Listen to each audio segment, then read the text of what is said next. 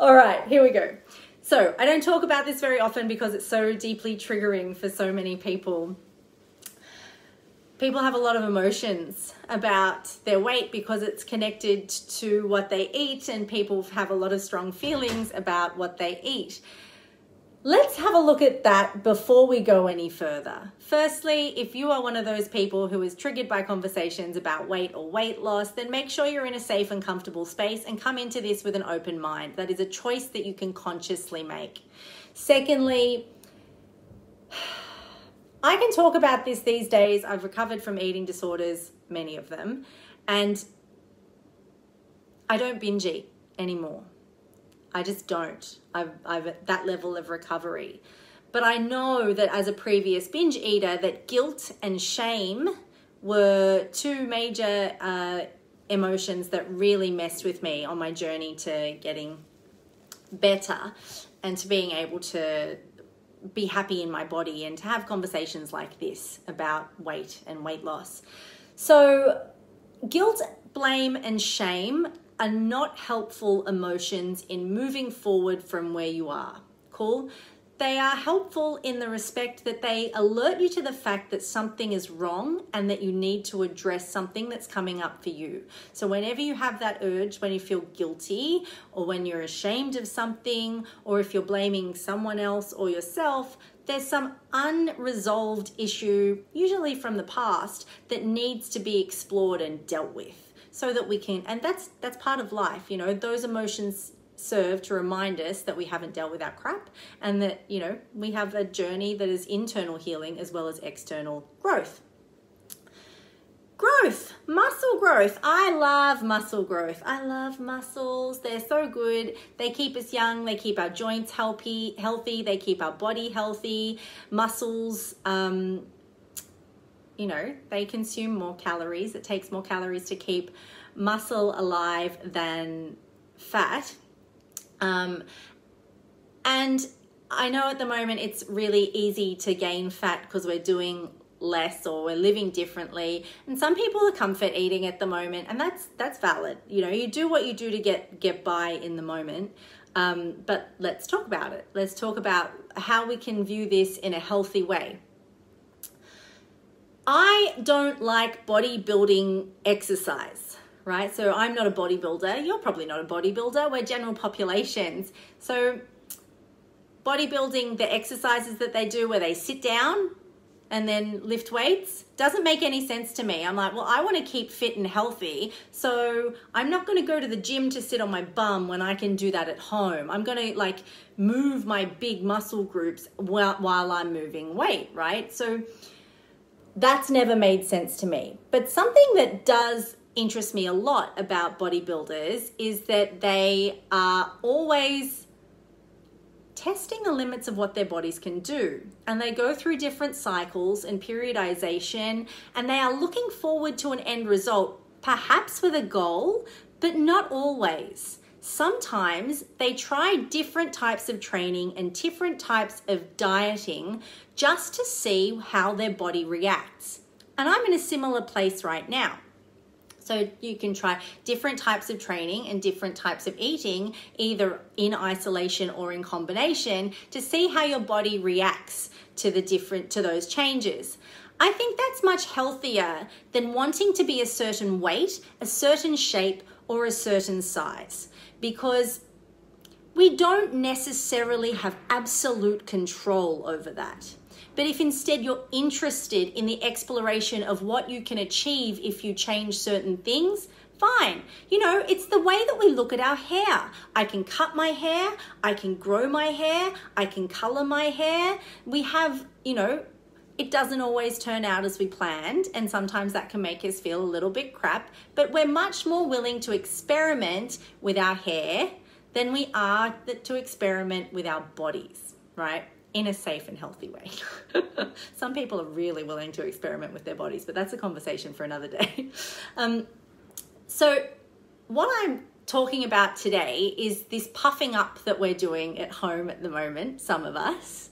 I am doing that. I'm gaining weight every week. I don't weigh myself, but my jeans are tight. I've got You know, I'm fluffy. I can see cellulite on my thighs. I'm not emotional about it. I mean, I don't look at my mirror and go, oh, look, yay, cellulite, fucking woohoo. No. I'm still a real person. I see it and go, geez, that happened fast. Right? So, and I'm like, will that go away? I don't really know. Do I want to play with this? How do I view what's happening at the moment? Well, I'm training at least 3 to 4 days a week. So I'm exercising regularly. I'm not too concerned about it. The way I personally view this at the moment is my bulking phase.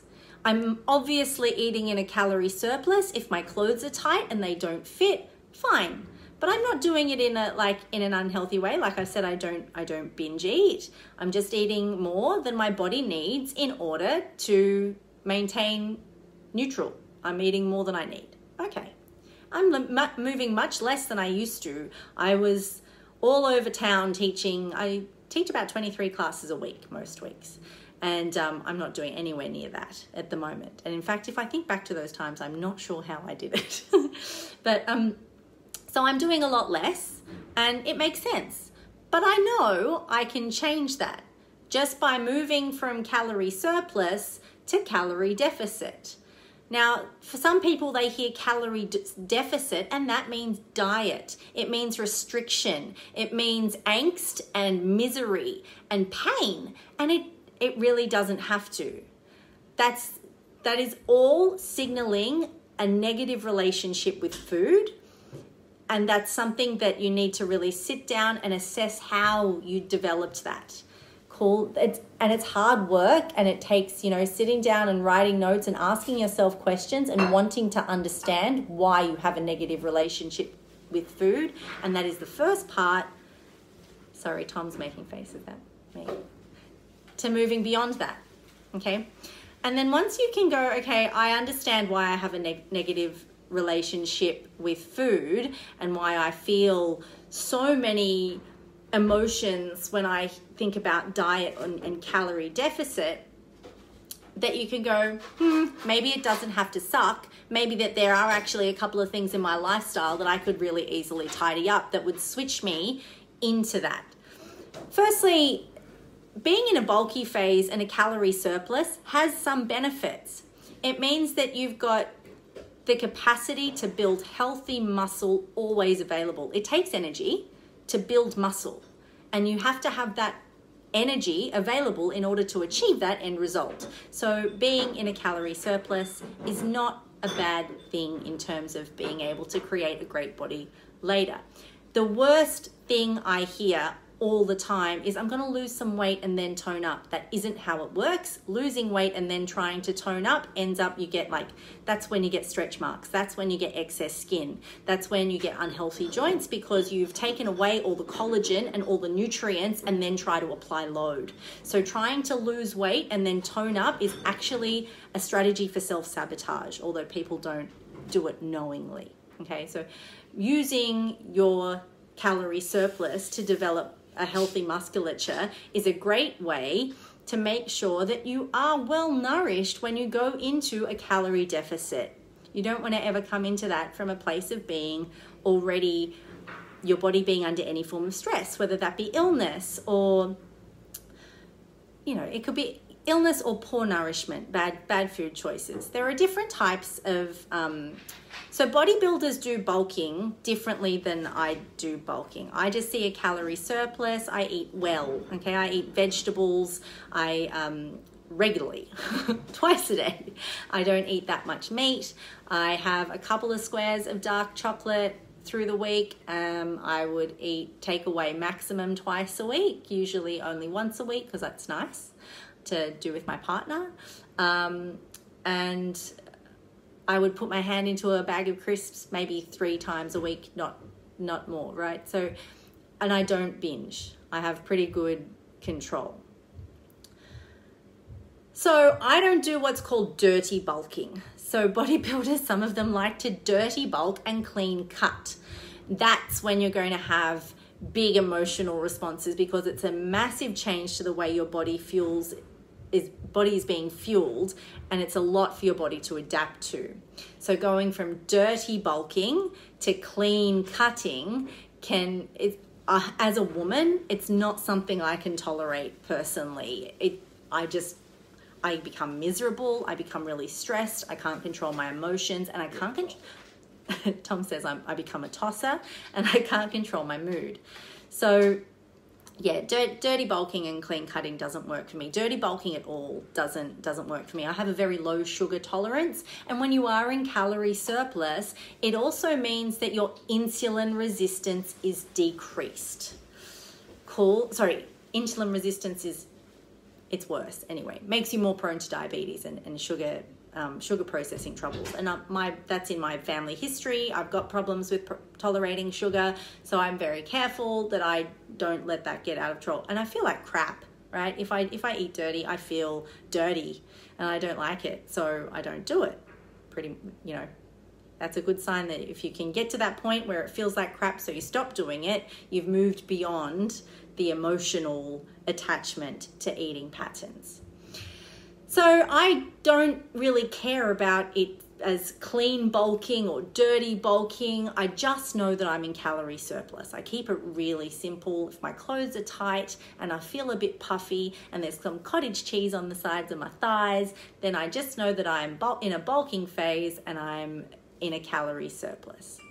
And I will go into a cutting phase, but there's no point, I'm restricted in how my body is able to move and what I'm able to do at the moment. And I'm not really interested in going into a calorie deficit if I can't go into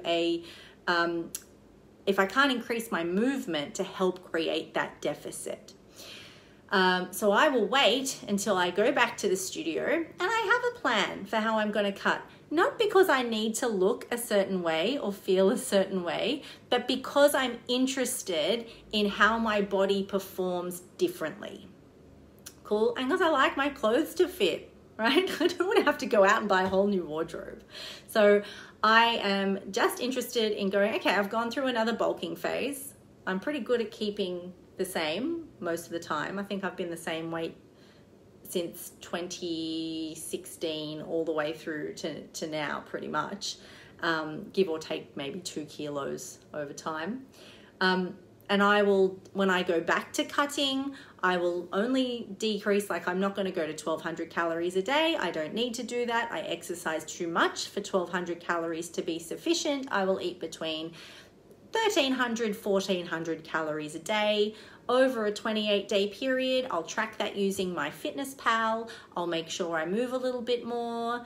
I'll still prioritize my recovery. I will still have my 1 to 2 cheat meals a week. I'll just have a plan. I'll be able to assess what I'm eating. I will still eat a big range of foods from all the different groups. And I'll just do that for 28 days, have a week off, do that for 28 days, and I'll do that for 3 months. So 3 cycles of 28 days, I will cut and pause to reflect, take some time just to let my body normalize again, because again, long periods of restriction aren't healthy. We decrease our levels of so many nutrients, especially because I'm 38. Collagen is a big factor for me. And if you're not getting a high dose of fat in your diet, then your collagen, and if you're in calorie deficit, your collagen levels start to drop really, really quickly. So I don't want to be depleting my body for long periods of time. So I will do a maximum of 3 cycles over 28 days and see how I go. Also, when I see how I feel at the end of the 28 days, I'll be able to assess whether or not I was in the right calorie range for me. I keep a diary so I know how tired I am. And that's, when you're in a cutting phase, definitely one of the downsides, is that you do get a bit tired. You have a little bit less energy to go around. So yeah, you don't need to worry. If you feel all this guilt and shame about gaining weight in isolation, you're moving less, just think of it as your bulking phase and plan, when I'm back to doing what I want to do, these are 3 things I can give up really easily, and think of that as your route back to normal. And don't beat yourself up. You have to look after yourself, and rather than being attached to a certain outcome, be curious about what you can achieve. And if you give up for a certain amount of time, get back on tomorrow. We all make mistakes. Nothing is ever a straight upwards journey. And so be really curious about what you can achieve. Don't beat yourself up if you fall off the wagon. Get back on it and think about the long end game. Any questions you've got, you can hit me up in the comments or send me a DM if you don't want everyone to know what you're curious about. And I hope that you found this interesting and that you feel a little bit less stressed as a result of talking about something that can make us feel pretty crap. All right, guys, enjoy your weekend. Stay warm and dry. Bye.